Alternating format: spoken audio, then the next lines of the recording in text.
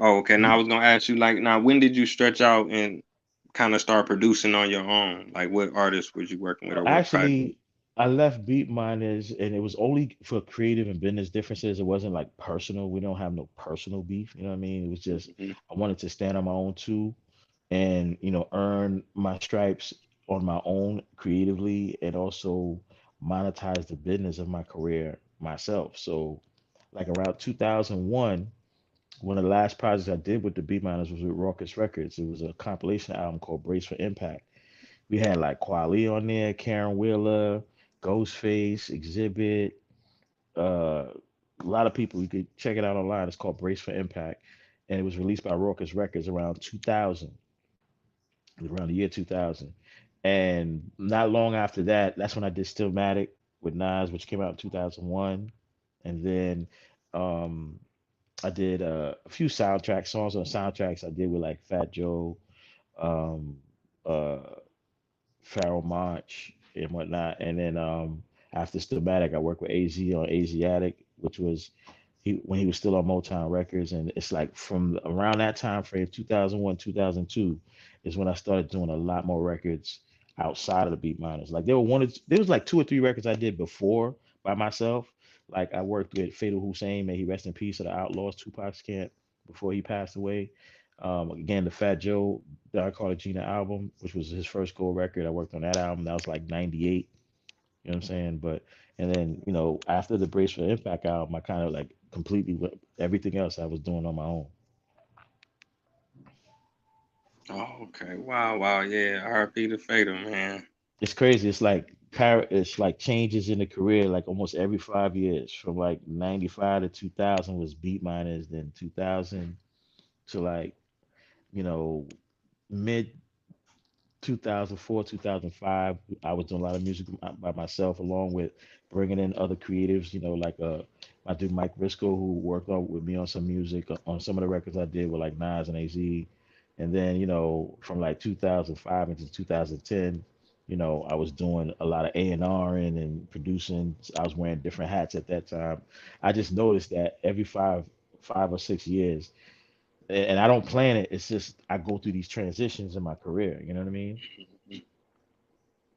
But that's good though, man, because you growing, you evolving, you getting bigger and better. You feel me? Keyword evolving. And once you learn this business, you're forced to evolve. You got to. You can't keep doing the Hmm. same exact thing for X amount of years. I mean, I love producing music, but I just don't feel that's enough for me. I have to do other things on top of that. You know what I mean? And most importantly, if I'm putting out music as a producer, I want to be in a space where I can own it. I can have control of how I'm putting out music, how it's being marketed. You know what I'm saying? And reap the benefits of how it sells. Instead of waiting for a royalty check from a record company. Yeah, no doubt. That's very important, Facts. especially today. Because like I guess like out of the artists you name, they all sounded different. Going back Yeah. into the 80s and 90s. If you got Right. Fat Joe Right. and Pun and Hmm. Nas, then you got Hmm. Talib Kweli and Busta Rhymes, and Yep. they all And it was a sounded lot more. different.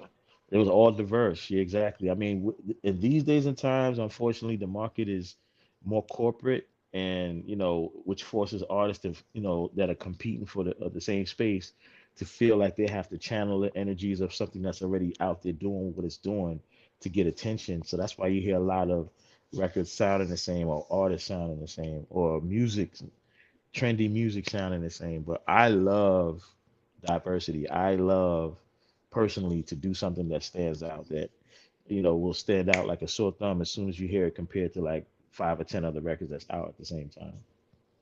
I like Right, that. exactly. I like that challenge. You know what I mean? So Yeah, no doubt. And then just being in control of your own music and monetizing it, having power over that. Because I was looking right. online, I think it was Wendy Day. She had posted something that was showing like you get Oh zero yeah. point zero Shout out zero to zero Wendy point Day, man. seven. Yeah, I haven't Mm. spoke to her in years, but shout out to Wendy Day. She's a legend, man. She's done a lot for the culture, helping Cash Money when in their inception, and a bunch of other people she's consulted Mhm. for, man. Really dope. Right. Yeah, I got a chance to interview her, but it's just Mhm. like I say, you get 0.000.7 off of one stream, so you got to get Stream, you gotta 20 get million 20, streams. 20 million to really see some money. It's true. If you even get Mhm. into the first 5 million, that's just the start. that's allowing you to make a few thousand. You know what I'm saying? Like you said, you got to get 10, 20, 50, 100 to see like hundreds of thousands or even see a million, you know? All right, so we got to get back to that, controlling the music and controlling the means in which it's distributed, and so Hmm. we can be more empowered. You know what I'm saying? Absolutely. Absolutely.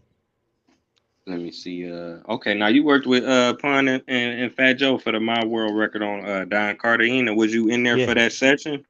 Yeah, I did. It's interesting. Back then, a lot of records was made hands on. So once Okay. I placed the music, I literally was in the studio with Joe the whole time making that record.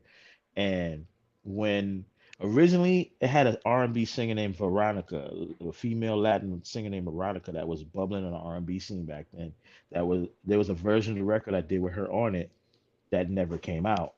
And Mm, Joe was sitting with the record and he kept saying, it still needs something. Not He wasn't happy with it. It felt like just a good hip hop R&B record like that.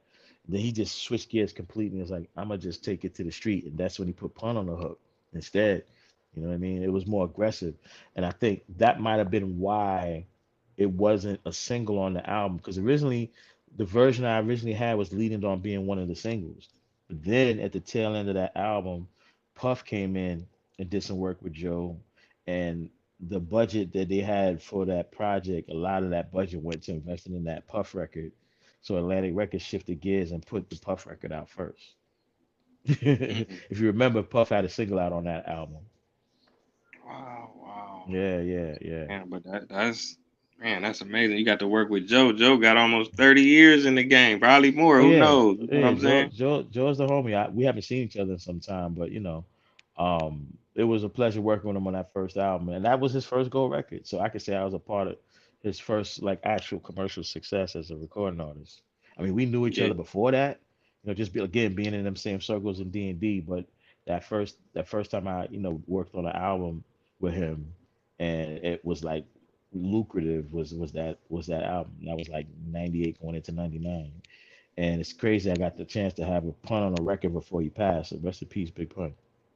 Yeah, definitely. Rest in peace, Big Pun. One of the more explosive MCs we ever seen, man. He was like a Bro, Pun shooting star. He came Pun so fast Pun and was so went. crazy with it.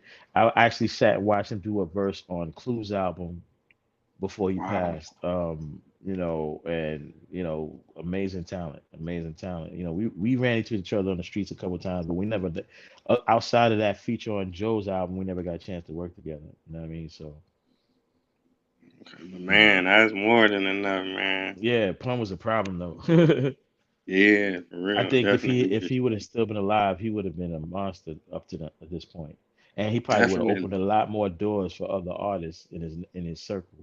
You know. Yeah, most definitely, man. Most definitely.